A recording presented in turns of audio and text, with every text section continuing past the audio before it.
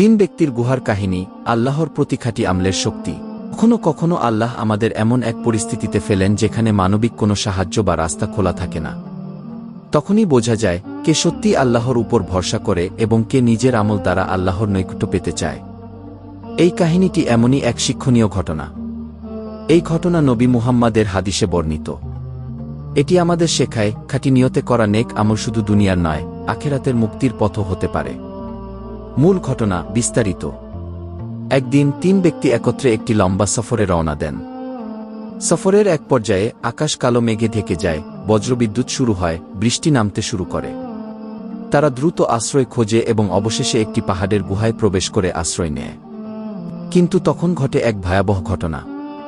একটি বিশাল পাথর গড়িয়ে এসে গুহার প্রবেশপথ সম্পূর্ণ বন্ধ করে দেয়। তারা এখন গুহার ভেতর বন্দী। চারদিকে অন্ধকার, বাইরে যাওয়ার কোনো পথ নেই। কেউ তাদের অবস্থা জানে না। তারা বুঝে গেল এখান থেকে উদ্ধার পাওয়া সম্ভব নয় যদি না আল্লাহ নিজে সাহায্য করেন। তারা একে অপরকে বললেন, চলো আমরা আমাদের এমন কিছু আমল আল্লাহর সামনে পেশ করি যা আমরা শুধুমাত্র তার সন্তুষ্টির জন্য করেছিলাম। হয়তো আমাদের সে আমলের বরকতে আল্লাহ আমাদের মুক্তি দেবেন। এক ব্যক্তি, পিতামাতার খিদমত। হে আল্লাহ, আমার বাবা মা অনেক বৃদ্ধ ছিলেন। আমি প্রতিদিন যখন গরু ছাগল চড়িয়ে ফিরে আসতাম তখন প্রথমে দুধ দহন করে তাদের খাওয়াতাম, তারপর নিজের স্ত্রী সন্তানকে দিতাম। একদিন আমি ফিরতে দেরি করলাম। ফিরে এসে দেখি তারা ঘুমিয়ে গেছেন। আমি তাদের ঘুম ভাঙাইনি। পুরো রাত তাদের পাশে দুধের পাত্র হাতে দাঁড়িয়ে রইলাম। সন্তানরা খেতে চাইলেও আমি অপেক্ষা করলাম। হে আল্লাহ, যদি এই কাজটি আমি কেবল তোমার সন্তুষ্টির জন্য করে থাকি তবে আমাদের মুক্তির ব্যবস্থা করে দাও।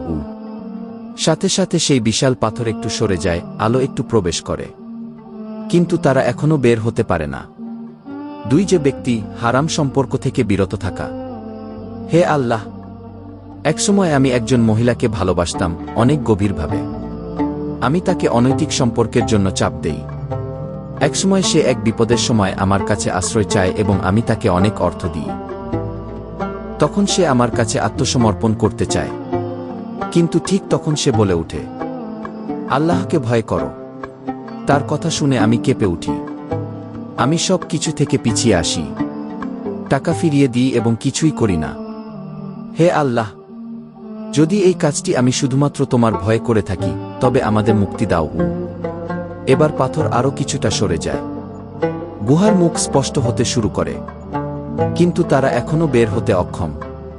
তিন যে ব্যক্তি, কর্মচারীর হক আদা। হে আল্লাহ, এক ব্যক্তি আমার অধীনে কাজ করেছিল। কাজ শেষে তার পাওনা দিতে গিয়ে দেখি সে চলে গেছে। আমি তার টাকা রেখে দিইনি, বরং আমি সেই টাকা ব্যবসায় লাগাই।